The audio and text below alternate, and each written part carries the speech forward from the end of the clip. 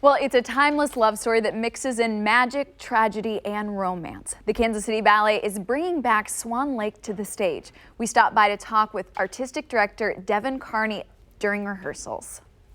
For those of us who are thinking about coming out to see Swan Lake, what are some of the things we need to know? Oh, well, there's plenty to know, but there's a lot you already do know. One of the things you do know is the very famous, world-renowned Four Little Swans dance, where those four women hold their hands together and dance synchronistically. That's a biggie. That's something that everybody in the world practically knows. It's synonymous with Swan Lake. Other things to know are it's a romance. It's a great show. If you want to go out on a date, you want to really feel that warm love feeling. Wine and dine for Valentine's Day. There it is, wine and dine. And we do open on Valentine's evening, so it's really quite exceptional in that regard. Okay, can we also talk about the scene, the party scene that's being rehearsed right now? Sure. What's going on with the lead? Well, right now, actually in the background, they're dancing the pas de trois, which is entertainment for the prince. Prince is celebrating his 21st birthday, and his mother, the Queen Mum, comes in and says, look, you're 21 now. It's time for you to take over the kingdom. I noticed she actually pointed at a ring finger there. That's right. You have to get married. So he's not too excited about that idea because he really likes going out in the forest with the guys, hanging out and hunting for swans. Okay, that's his thing. Well, you know, kind of sounds like... Henceforth the crossbow, yeah. There you go, right. So that's kind of the idea of the act. And so they try to cheer him up by doing this dance that you're seeing in the background. And eventually everybody leaves the act, and he's left alone to contemplate the sort of the weight of the moment, and that is that he has to make this decision. It's time for him to grow up, which he doesn't really necessarily want to do. Okay, and why is this ballet, first of all, such a big deal for the ladies, and how is it based around precision?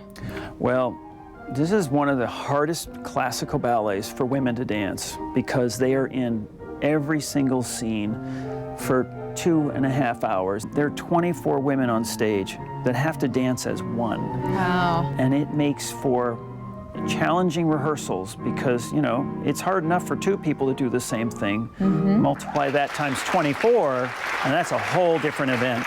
Right, and this guy is rehearsing with 3 different casts with that number of people. So, I mean, it's a big day for you. Yeah, I would say so. And for Kansas City Ballet, we're really excited about bringing it back to the stage at the Kaufman Center. Well, in the next half an hour, we're going to meet one of the lead dancers who plays 2 major roles in the show. Welcome back. So she plays both the wronged heroine and her own nemesis in Swan Lake. Let's take a look at how ballerina Kaleena Burks balances both roles, the white and black swan. Tell us a little bit about the role you're playing. I am performing the role of Odette Odile, 2 characters. She starts out as Odette. She's this princess that the character Von Rothbart has put under a spell and has made her a swan to never find true love. And that is the Odette character, and she's what's known as the white swan.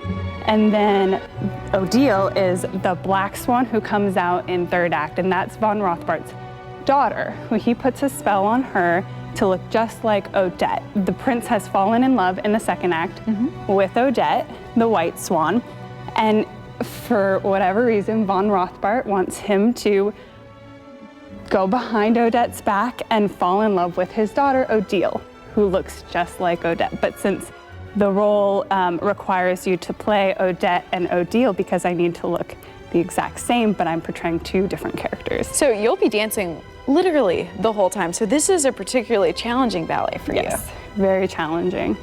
And when you're also practicing, you mentioned you're gonna always wear this tutu. You know, first of all, what's the tutu called, and what's the reasoning behind that? So the shape of this tutu is a classical ballet tutu. They have other types of tutus, like a romantic tutu will go all the way down to the ankle, but this one's flat out, kind of like a saucer. But we wear these practice tutus every day when we're practicing, mainly to get used to it for when we get to stage, so that we are used to this 10-inch fabric that's out there. But it's also for the guys, because when you're standing behind us looking down, you can't see our feet. So the guys can't see where our center of balance is, so they have to feel it and just muscle memory, get used to where to put us so that we don't fall over. Well, coming up, we take a look at the costume shop to see how the characters come to life. It takes a lot of work turning daughters into swans and making the prince fall in love with a doppelganger. That sounds just like a regular afternoon for me. Oh, wow. I don't know what you do on the afternoons. Well, let's visit the costume shop at the Kansas City Ballet, where wardrobe helps to bring these characters of Swan Lake to life. So when I'm looking at Odette's costume, there are some details that lend itself to make us believe she is a swan. It's a typical classical tutu, which all ballerinas wear. So in a way to show that she is a bird rather than a princess is by the details and by the trimmings that you put on.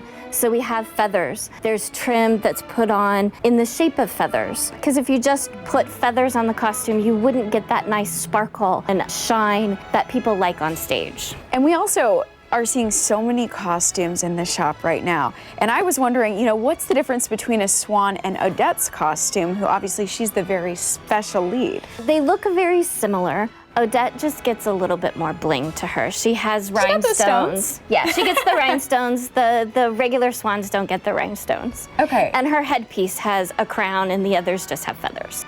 In a later act, we're going to see her transition to Odile. And of course, this is the black swan. This is the black swan. It is a little fancier. You get the black and the gold because she's trying to win over Siegfried, the prince. For her, they use the feathers more in these gold pieces that look feathery, as opposed to having a ton of feathers on her. She has a little bit at her neckline. Okay, so now let's move on over to the guys. We have Siegfried, and he has a couple of costumes as well. He does. He has a gray costume that he wears at the beginning. Look at this, like, is this velvet? It is. It is a velvet. What's interesting with most men's costumes that people don't get is that the sleeves usually are not completely attached. That allows the dancer to have full range of motion of his arms. Because when he's jumping up or when he's raising his arms up, that would kind of pull. Yeah, it would pull and it would restrict if the sleeves were actually attached here. That's smart. So unable to do the lifts with the ballerinas. But this is what he wears for his first entrance, and also in Act 2 when he first meets Odette.